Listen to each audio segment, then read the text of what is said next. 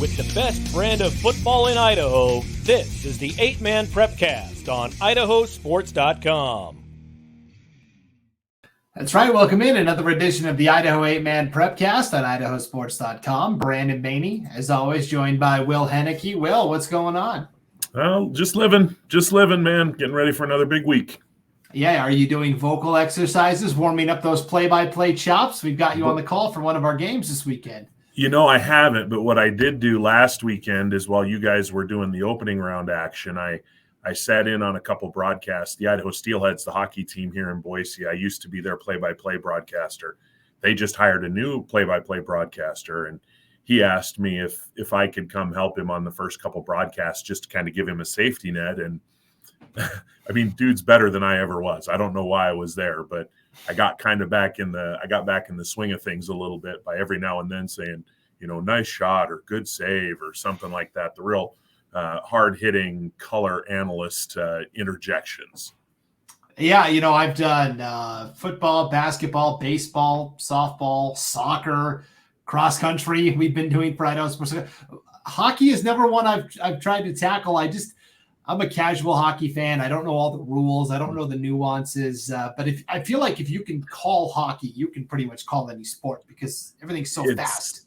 A lot of people that's what they said to me because I'm not a hockey by nature guy. I picked it up by virtue of working for the Steelheads, and I got moved into the broadcaster's seat after being on the staff there for a couple of years. And people are like, man, we listen to you. And we're like, man, that can't be an easy sport to call. And it's not, because it's just do. And it's fast. And I mean, you don't really have watching it on TV does not do justice to how fast those guys are moving.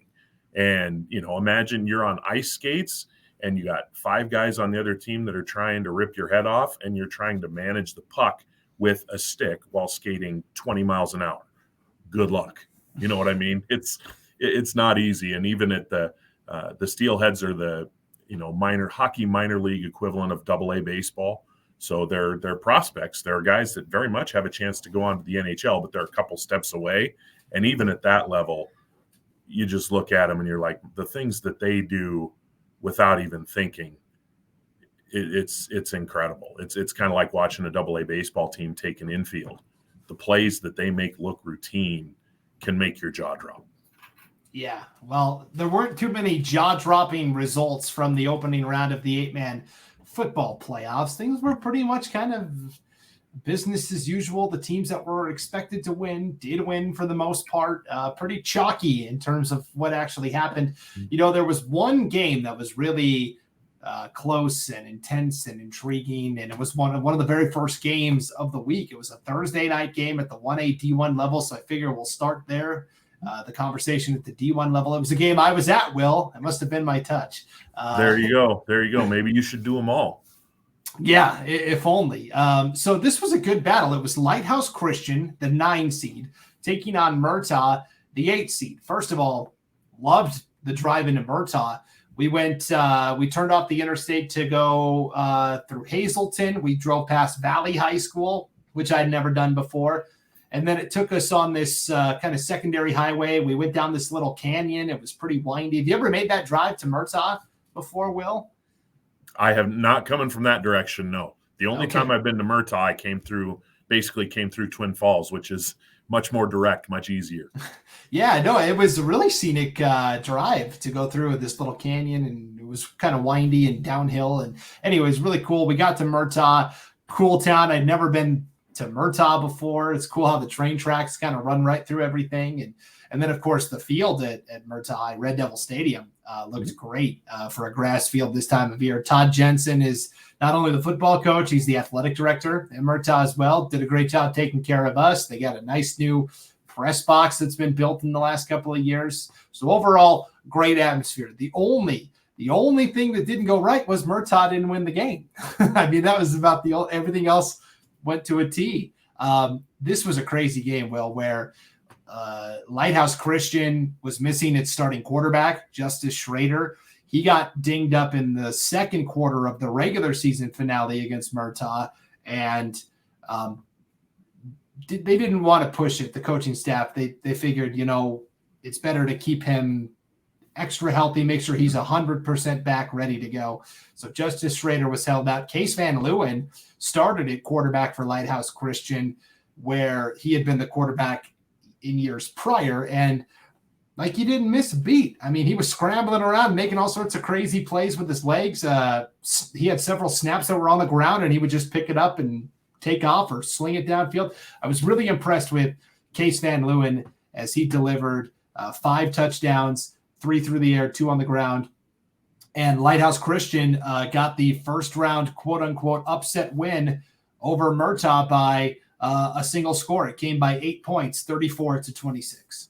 Yeah, you don't find many 8-man teams. I mean, you don't find many teams in Idaho, period, that have a backup quarterback who essentially has a year plus of starting experience under his belt. So what an amazing, amazing luxury that is for Lighthouse Christian to have Case Van Leeuwen, and then to have him come in and play just a fantastic football game against a pretty good team, And yeah, Murtaugh, they have not had one of their top players for a big part of the season.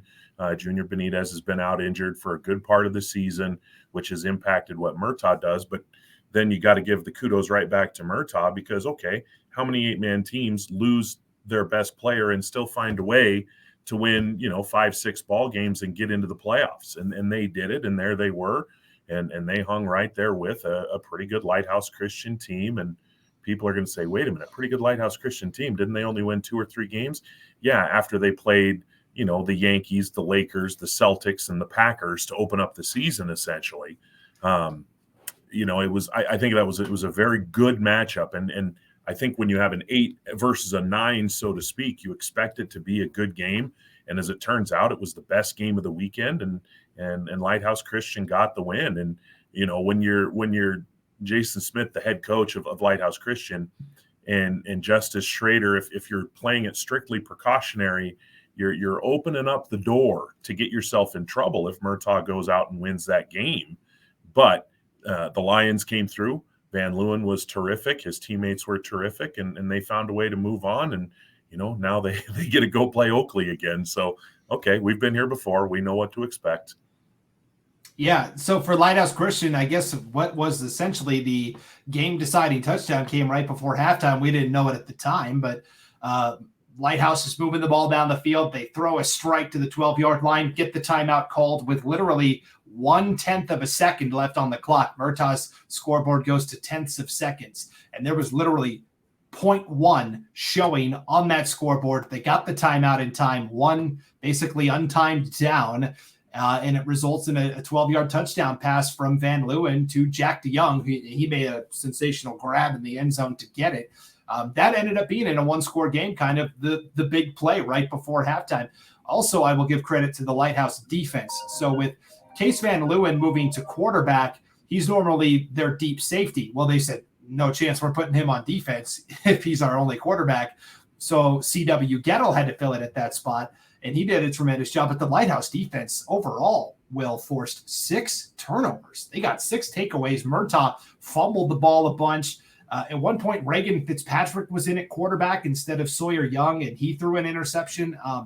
So Lighthouse, I really thought their defense won this game, because every time Murtaugh was driving, invariably there would be a fumble, and Lighthouse would recover it. Yeah, you hold a team to 26 points in 8-man football, you're doing pretty good.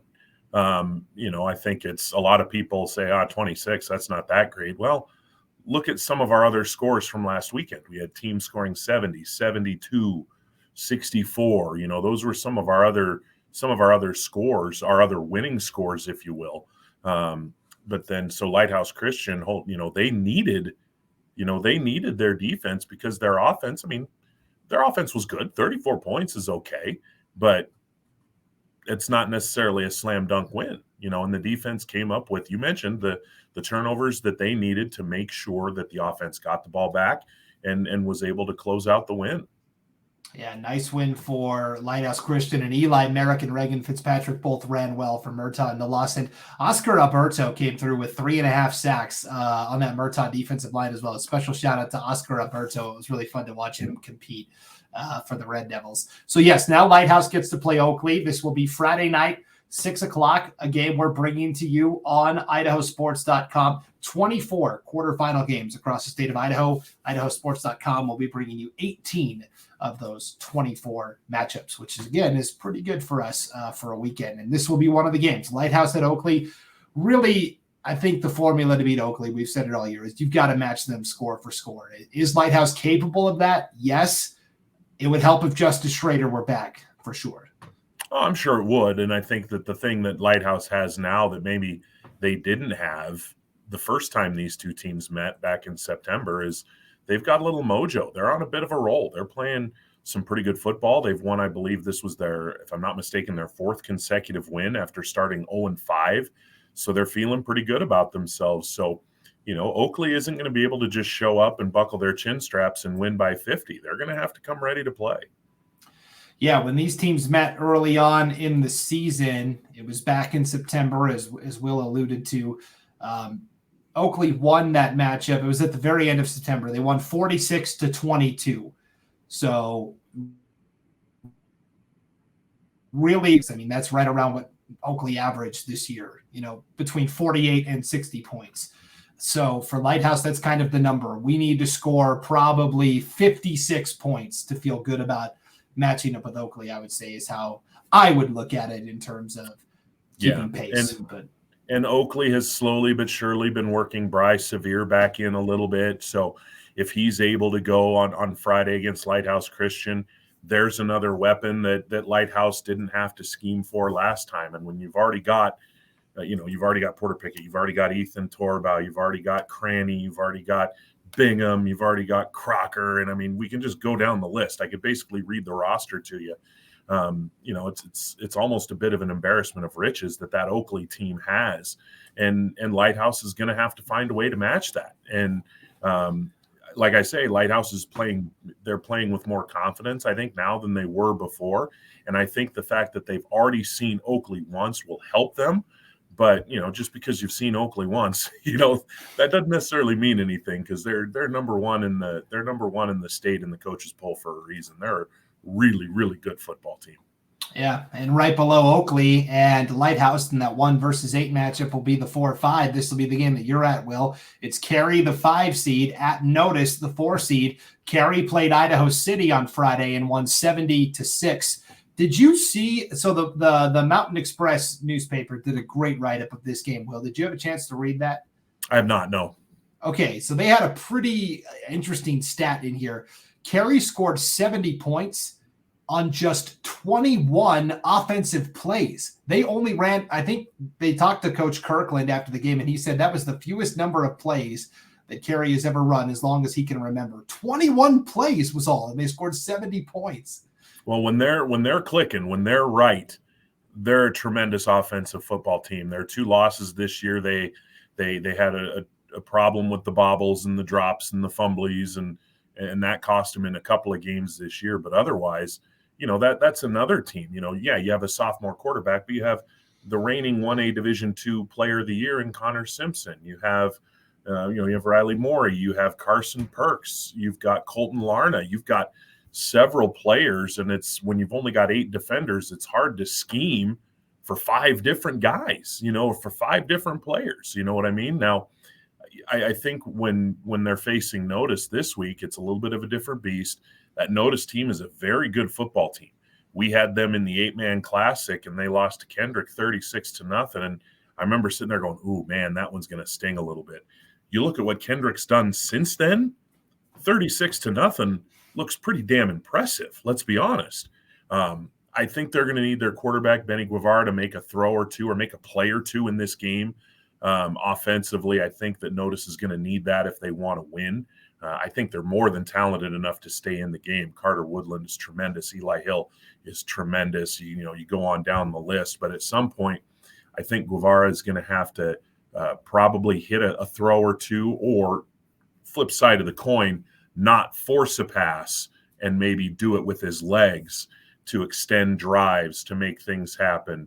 I'd give Cary a little bit of an advantage in this game, the Lane Kirkland retirement tour, if you will. I'm sure that the Panthers are going to want to keep going. I'm sure that the Pirates and their fans they're going to want to be the ones that say, let us start your retirement a little bit early, coach. You had a tremendous career, but we want to keep playing too. Yeah, and I think you hit on a key point there of not forcing a throw. Both of these defenses, year in, year out, have done a great job at getting turnovers and turning those turnovers into points, right? Eli Hill, it seems like, has a pick six every game, or it Carter does seem Woodley, like it. Yeah. or somebody. Riley Morey had a 100-yard pick six for Carey in that win over Idaho City. So whichever team can take care of the ball the best as well, I think will also be very key in that matchup. And I think with young quarterbacks, and both Preston Wood, the Carey quarterback, and Guevara, the Notice quarterback, they're both sophomores. They're both young kids still learning how to play. You might have a receiver running a deep post, and your instinct, your gut is, I want to hit that big play. But being able to recognize, okay, let's use Carey, for example. We've got our receiver, we've got Eli Hill, we've got Tristan Aspiazu, whoever it is. We've got that person running that pattern, but Colton Larna's in perfect coverage. Riley Morey's in perfect coverage, whatever it is. I can throw it. It's probably going to get intercepted. Or I've got this big lane here where I can take my 5 or 6 yards. I can get a first down, and I can keep the drive going. And it might come down with all the weapons on both sides, which quarterback plays with the most composure and plays the smartest game. That might be the factor that decides who wins it. Because Notice's defensive front is tremendous. We watched them not only in that game against Kendrick, where Kendrick scored 28 of their 36 points in one quarter. There was one little flurry where it was like touchdown, turnover, touchdown, turnover, touchdown, and all of a sudden the game was a blowout. We saw Notice again a few weeks later against Clearwater Valley. And Clearwater Valley, they're not a bad team at all by any stretch of the imagination. They're a playoff team. And Notice's defensive front made Louis Fabi's life a living you-know-what the entire night. They were in his face all night. And if they can sustain that kind of pressure, if their defense can win at the line of scrimmage the way that they won that night against Clearwater Valley, look out, because it could be a long night for Carey if Notice is able to do that. Yeah, Notice has had some really good linemen over the past several years, and no exception this year. Aaron Jimenez, to me, is the key guy at 6'1", 250 pounds. He anchors both lines for Notice. He'll be an important guy to keep an eye on for sure. So, yeah. And they can play him at either tackle or end, depending on the scheme. And, that's a luxury that you don't often have when you have players that are 250 plus pounds. Do they have the quickness? Do they have the athleticism to get out on the edge? And Jimenez does. He's a really good football player, and he's a guy that he could be a huge difference maker on Friday. Definitely. Okay, so let's and officially, I'll make my official picks here, and then everyone can let me know when I'm wrong, like the good folks in Raft River did on Saturday. I got to talk to a lot of the Trojans fans, and boy, did they let me have it. Yeah. I imagine. Okay, so I'll take Oakley officially. I will take Carey on the road. This was the hardest game for me to pick in this quarterfinal round, but I will take Carey on the road there as well. And Notice fans, I'd love to wear it next week when I come back here on the podcast. All right, let's talk about Raft River. They hosted Clearwater Valley. This is a game that I was at on Saturday, and I really wasn't sure, what Raft River team we were going to see. Talking to Coach Chad Evans before the game, he told me Tate Whitaker is a game time decision. We're literally going to bring him out for warmups, see how he does over the next 10 minutes, and that's going to determine things. And so Tate Whitaker did get the start, had 5 touchdowns, looked awesome. Treg Whitaker was back. He had a big club on his hand that didn't really deter him at all. We know he's such a great defensive player, and when you've got a club like that on your arm, you can almost use that as a battering ram of sorts.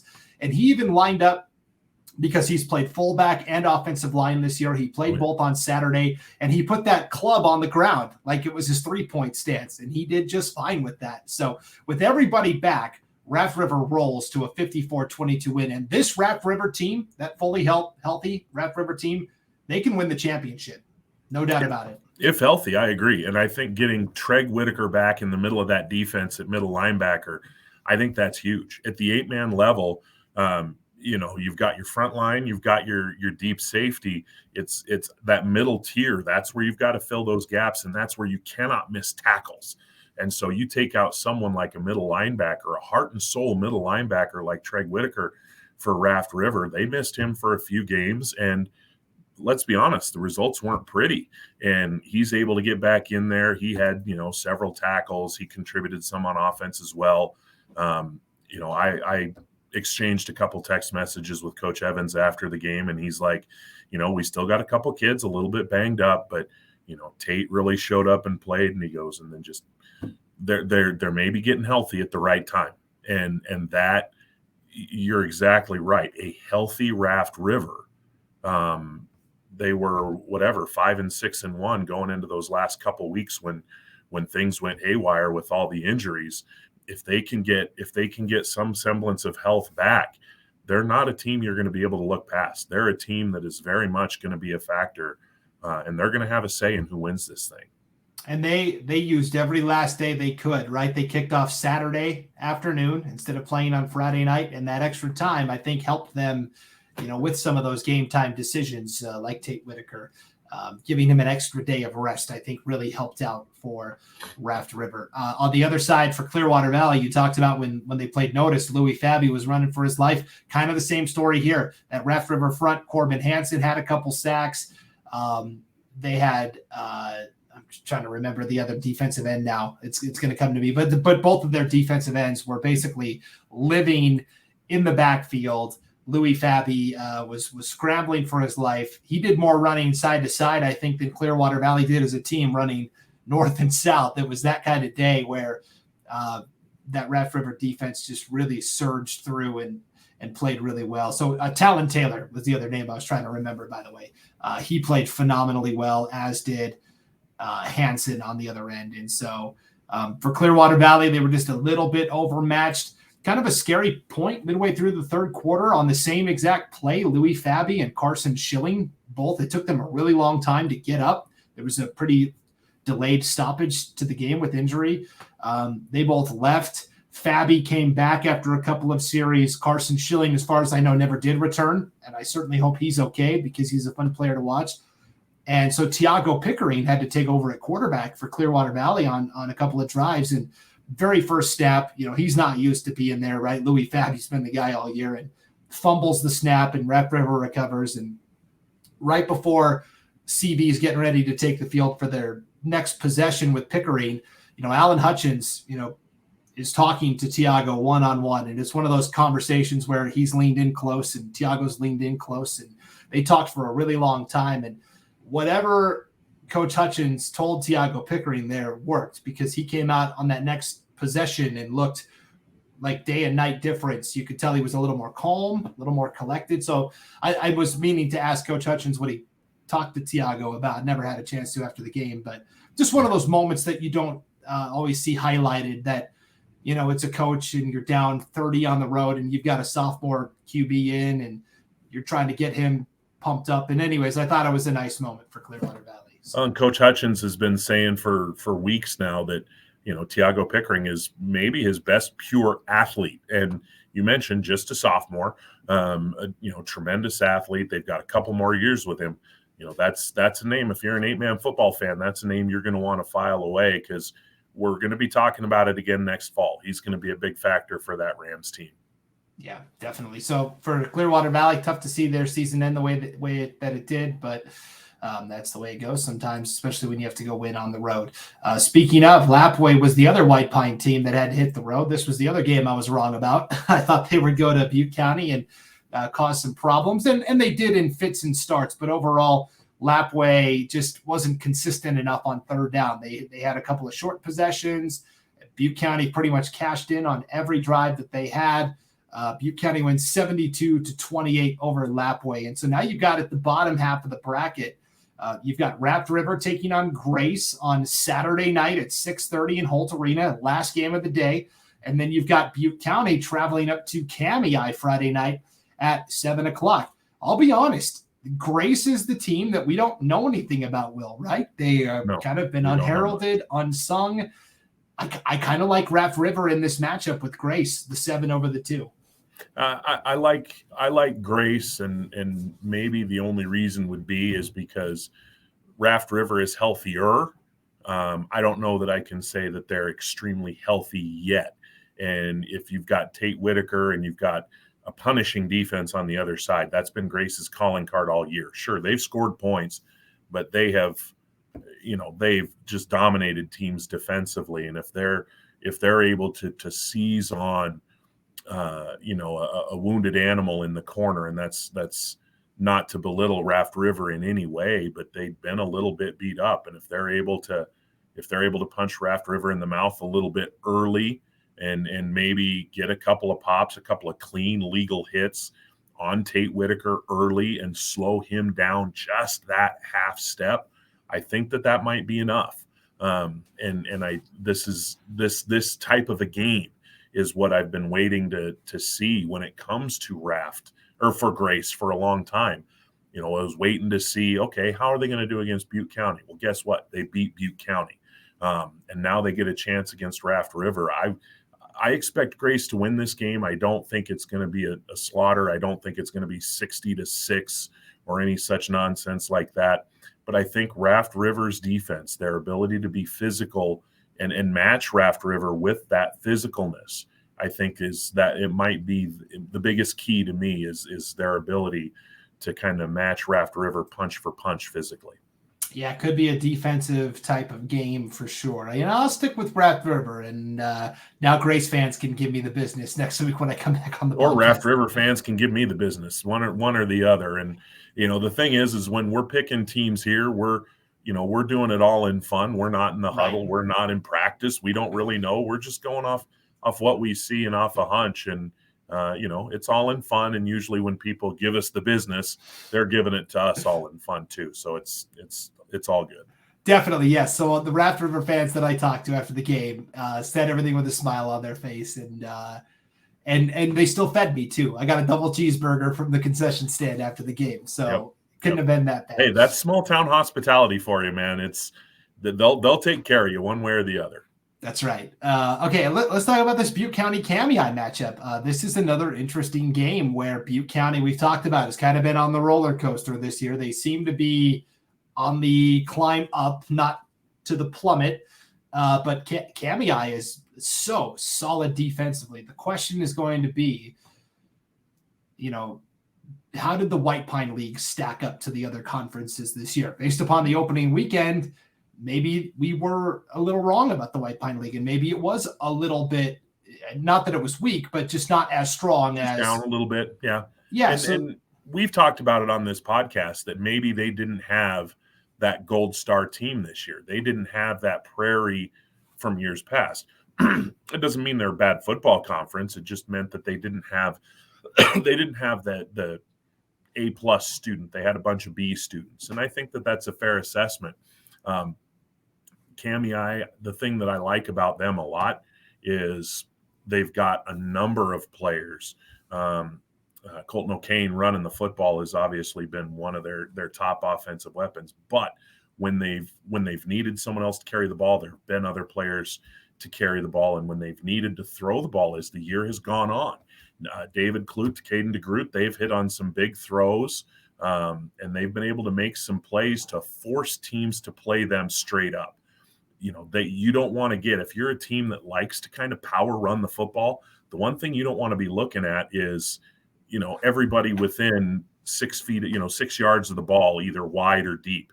You want the defense to have to spread out a little bit and respect you. And I think that Kamei did that a little bit later in the season with the ability to hit some throws.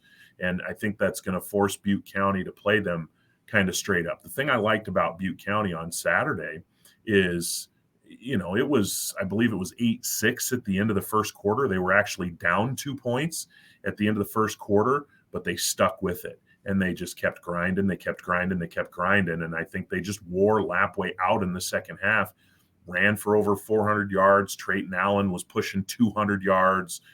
That's a tough animal to contend with, and that Kamei defense is they're gonna get a big time test. They're gonna get a big time test. Now the good news is they get it at home, because Arco to Kamei, I can't imagine that's the easiest trip of all time. So the fact that Cami gets to sleep in their own beds, wake up in the morning, go over to their own field, in their own locker room, eat a home cooked meal, I think all that is going to benefit them. And Butte County, like you said, they've been a little bit inconsistent this year. For the most part, they've been terrific, but they've had a couple of hiccups. And the fact that I think they just had a tremendous second half last week. And I think that they have an opportunity to build off that against Cami, and it should make for a very, very entertaining football game.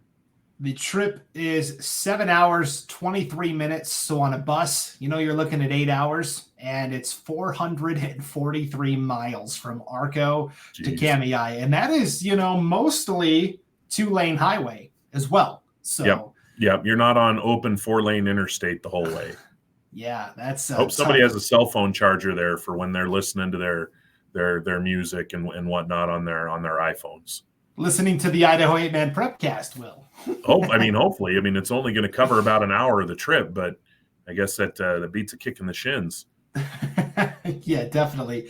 I think I'm leaning Cami in this game because of the distance required for Butte County to travel, but also the fact that Cami has been battle tested. They've been in a lot of close back and forth affairs this year with Clearwater Valley and Lapway in particular.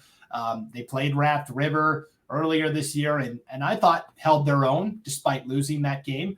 And so to me, they're just a little more battle tested where they've been in some close games where if it's the fourth quarter and they're down a score, okay, hey, we've done this year, guys. We got this. Butte County, meanwhile, has been in a lot of one-sided games. Really, the game with Grace was kind of a back and forth affair. But I'm struggling to think of any others, and I'm sure there are, but they seem to be in a lot of one-sided games where the pressure's not quite there. So for those two reasons, I think I'm leaning Cami. Well, I feel like I've been saying from the beginning that Butte County's been one of my 2 or 3 top teams in 1A Division I all year. And so I think just to not be called a flopper or be called a fair weather fan or anything like that. And also because I was really impressed with basically their second, third, and fourth quarters last week. I just think they got better and better and better as that game went on. So I think for consistency's sake, I think I kind of have to take Butte County. But I like what Sam Thorngren does. And I think that if there's a team that's built to go on the road and do some damage, it might be Butte County because they're just going to get behind the pads and they're going to try and punish you physically. And Cami can meet that challenge. They absolutely can. I'm not saying they can't. But like I said, I've kind of been on the Butte County train since August, so I feel like I'd be doing myself a disservice if I jumped off now. Definitely. And they had a close game with Cary as well, kind of a back and forth game. Butte County, the 2 games that were close, like 1 possession or 2 possession games, they lost both of them to Cary and Grace. So, we will see. That should be a really interesting matchup on Friday night in Cami for sure. Yep. All right, let's move to 1A D2, where there was even less drama in terms of, close games, exciting finishes, all that kind of stuff. I guess we could just attack the bracket top to bottom. Let's start with what was the first game of the day on Friday. Water Springs hosting Camas County at 3:30 in Idaho Falls. The Mushers win 66-32, showing the versatility that Camas has shown all year long. 7, 8, 9 different guys all contributed statistically. Yeah, and it started early. A deflected pass that Troy Smith intercepts and returns for a touchdown, kind of gets the Mushers off and running.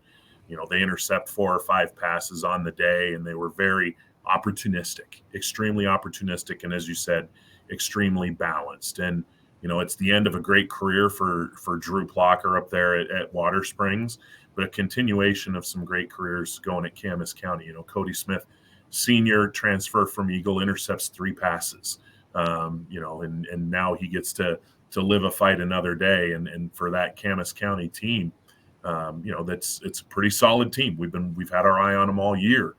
They're going to get the ultimate challenge having to go up against Kendrick next, but they've earned that. They've earned it. And I believe you said it was Jagger Hewitt who made a comment a few weeks ago, good-naturedly, bring it on District 4. Yep. Okay, here you go. Here comes District 4. Let's see what we got. Yeah, it's almost like a Are you a wrestling fan, Will, at all, or do you know anything about wrestling, like WWE wrestling?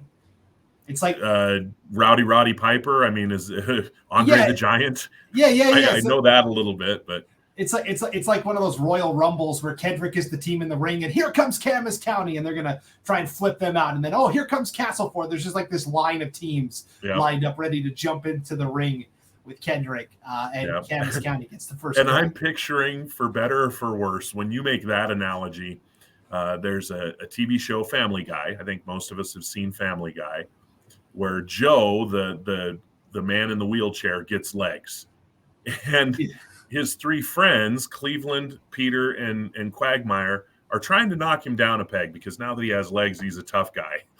And there's this scene where one runs in and you don't see him run in, but then you just see him fly right back out. So it's kind of what you're describing there, where maybe Kendrick is Joe in this analogy, where but they've always had legs, obviously, and we'll see if Quagmire or Peter or Cleveland is able to knock him down. Yeah, that's a great analogy too, but that's what it is. They're going to get everybody's best shot from here on out. The IdahoSports.com player of the game for Camas County was Troy Smith, rushed for 93 yards and a touchdown, but on defense, he had 7.5 tackles, 2 interceptions, including one that he took back for a touchdown. These are two more teams. We were talking about Carey and Notice. They always seem to have 1 or 2 defensive touchdowns per game. So whichever team can take care of the ball the best also will be in good shape in that matchup. Yes. So yep.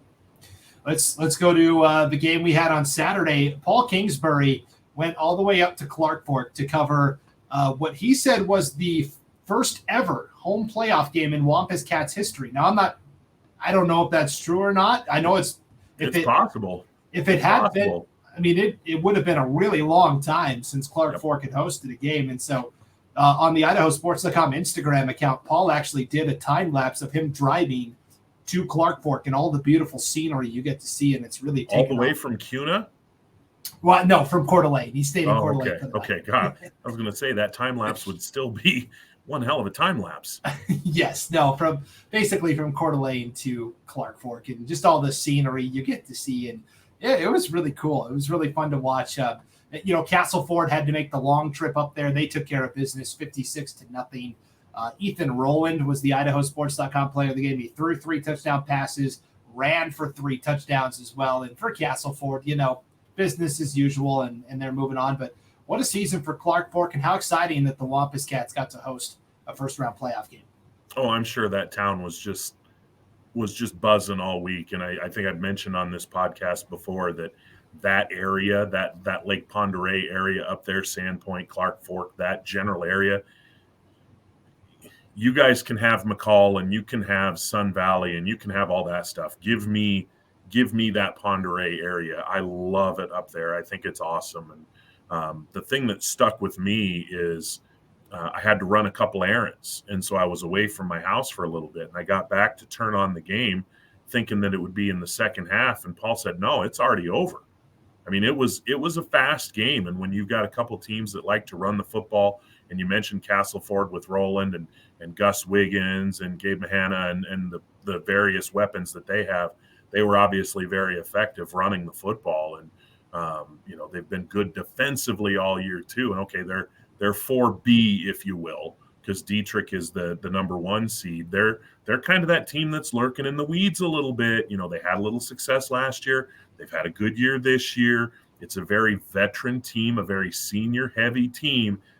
I think anybody who sleeps on Castleford's making a big mistake. And now Castleford has to hit the road again. They're going to be the road warriors, basically. They won't have a home game this entire way. Nope. They're going to go now to Council, take on the District 3 champions. To me, this is kind of like the game last year when Horseshoe Bend went to Kendrick in the quarterfinals. And as we were looking at it, I was like, this is probably a semifinal matchup, but it's happening in the quarterfinals. This to me feels like a semifinal, Castleford and Council. Yeah, I went up to that Council. I went up to Council and watched them play Garden Valley a few weeks ago. And Garden Valley is a good football team. And we'll get to their game in a little bit, but they beat up on Lewis County a bit in their opening round game earlier. And Council pretty much dominated that game. They're kind of in this vortex there of of the northern part of western Idaho, if you will, up in the, you start to get up in the mountains there, up towards McCall. They don't necessarily get a lot of attention from the media. We don't know a lot about them unless you physically go out of your way to go see them. But they can play. They can really play. Josh Geip is for real. Wyatt Vining is for real. You got Mason Roberts. You got other players who can make plays. They've got a big lineman who is, we talked about Jimenez earlier. They've got a guard who, if he stays the course, he's going to have a chance to do some special things up there with Council, and they're a really good group. And I think that maybe a little bit like Grace in the Southeast, or frankly, a little bit somewhat like Castleford, where they haven't gotten talked about as much because of what is happening around them. But yeah, I think this is a tremendous matchup, and it's going to be a lot of fun. Yeah, as I'm looking at Council's roster here, I mean, it's at least double the amount of players that Castleford has. It's well documented. Castleford has 12 guys, and they're good. They're very good, but Council definitely has the depth. I mean, I'm just looking at the last three linemen on the roster here, Will, and maybe one of these is the guy you were talking about. Sean Walker, 6 foot 200. That's like small Mario. And then there's Nate Jordan, 6 foot 250. That's like medium-sized Mario. And then there's Jackson Thomas, 6 foot 4, 305. That's like giant Mario. Jackson Thomas is the one. He is the one. And he is, we've said before, sometimes you have big kids in 8-man football that they can take up space. They can do a job, but they're not necessarily premier athletes. Jackson Thomas is a pretty good athlete. He moves pretty well for a big, strong kid. Yeah, so it's going to be skill versus depth a little bit. I mean, Council obviously has the skill as well. This will be an interesting one for sure. I'm leaning Castleford just based on they've already been on the road and done it and gotten that out of the way. Council had the week off. Sometimes that can get you out of your rhythm a little bit. And this is going to be a fantastic game, though. This truly is like a semifinal battle. This is a pick 'em for me. And I don't – if we come back here next week and we're talking about, 42-38 where the game ended with one team, with a play from the 5-yard line to win it or lose it, I'm not going to be the least bit surprised. Yeah. And I'm not going to be surprised no matter who wins it or no matter who makes the play. I think it's a very compelling matchup for a lot of the reasons you just talked about. It's Castleford. They've got their 8 or 9 players, the kids that play pretty much all the time. And Council, I think, has a little bit more depth. They're at home. That community, you're going to have red and black everywhere. It's going to be crazy up there. And Wyatt Vining is a kid who, you talk about playing with a club on your hand. Against Garden Valley, he had 3 or 4 sacks. And it didn't even feel like I don't know that he'd say it was his best game. You know what I mean? That's just how good he is capable of being. And he can be a huge disruptor along the defensive front for Council. Yeah, he's a good one for sure. He made our top 10 list of the 10 best defensive linemen in the state of Idaho in the preseason. So, yeah, we know he's legit. Okay, let's talk about the bottom half of the bracket. Dietrich, the one district champ that had to play in the opening round, and they hosted Horseshoe Bend and come out with a 54-20 win. This game was tight, like early into the second quarter, and then boom, you blinked, and Dietrich was up 3 scores. And this is what they're capable of, putting up a lot of points in a short amount of time. And that's what can happen in 8-man football. If it's a touchdown and then you go 3 and out really quick, or you turn the ball over and it's just touchdown, boom, touchdown, and all of a sudden a 8-point game just turned into a 24-point game, and that's a whole different world. And Dietrich's another team I've kind of been on their bandwagon all year, and I'm going to stay on it at this point. I think Cody Power is probably one of the top maybe 5 kids, regardless of position, in the state of Idaho at the 8-man football level. He had a really nice game against Horseshoe Bend. I do feel obligated to say, though, please tell me you saw the video of Kalen Jones' kick return for Horseshoe Bend. I don't know if I did. Go find it. I don't know. I'm sitting there watching it because all it is it says, watch my highlight, watch my kick return. And it's Kalen himself put it out on Twitter. And good for him for doing it, because otherwise I might not have seen it. And he looks like he's boxed into this corner, and all of a sudden he just squirts free and then outruns the entire town of Dietrich up the sideline. It was a really, really impressive play. Interesting. Okay, I'll have to try and find that. Oh, yeah, here it is, 90-yard kick return. Okay, so I'm going to share this on my screen real quick. So if you're watching the video version of this podcast on the IdahoSports.com YouTube channel or Facebook page. Yep.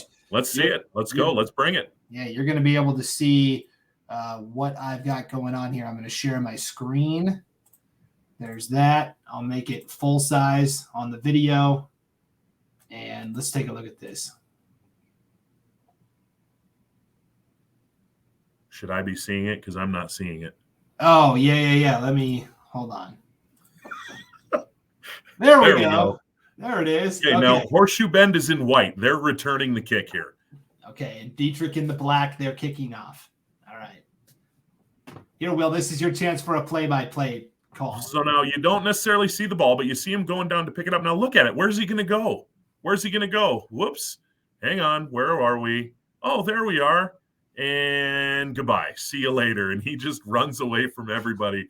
And I believe that's Connor Perkins right there, who was on the wrong end of the stiff arm there for Dietrich. And Kalen and Connor had a fun little back and forth, like, hey, bro, I don't know that the stiff arm was necessary. And they had a pretty good little exchange going there.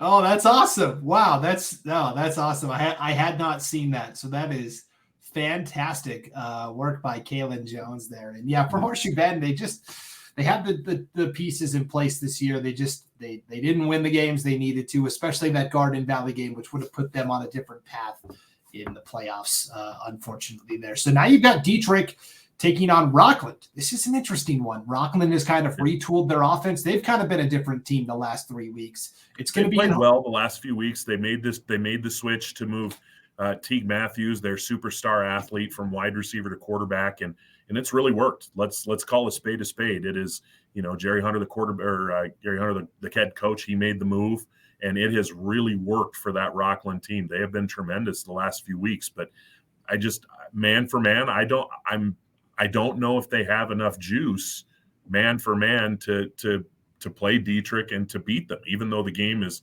technically probably closer to Rockland than it is Dietrich. I think athletically 1 through 8 on the field, I just think Dietrich's a little bit better. And here's the way I approached it, and I agree with you. I like Dietrich here. I was like, boy, Rockland's got all these uber talented athletes. They're going to be in Holt Arena. Like, this is setting up to be a nice day for Rockland. And then I thought, oh, wait, Dietrich also has a lot of uber talented athletes, and they're going to be in Holt Arena as well. So it could be a track meet. This could be your 72 to 58 type football game where it's just ping pong, ping pong. I could see it being that type of game, but Cody Power, Peyton Snedden, Roberson, Perkins, Dietrich they have a lot of weapons, and Teague Matthews, I'm thinking back to a couple of games ago. I think it was against Water Springs, where he, threw for 400 and ran for another 150. He's going to have another game like that if Rockland wants to steal one here. Yeah, it's going to be tough. And we saw, like, with Drew Plocker of Water Springs, he did his usual production, and yet Camas County still was able to find a way to get the win. So, and then the last matchup here, let's talk about Garden Valley. They went on the road to play Lewis County last Friday, and Garden Valley really took it to them 47-8. I went back and watched the film of this because it's hard sometimes with Garden Valley to know who's contributing where, because they have all these athletes that they line up at different spots. They'll have a couple different kids play quarterback, and then they'll be at a receiver. Tacoma Kelly, it was kind of a 3-2-1. He had 3 touchdown passes, 2 touchdown runs, 1 touchdown reception for Garden Valley.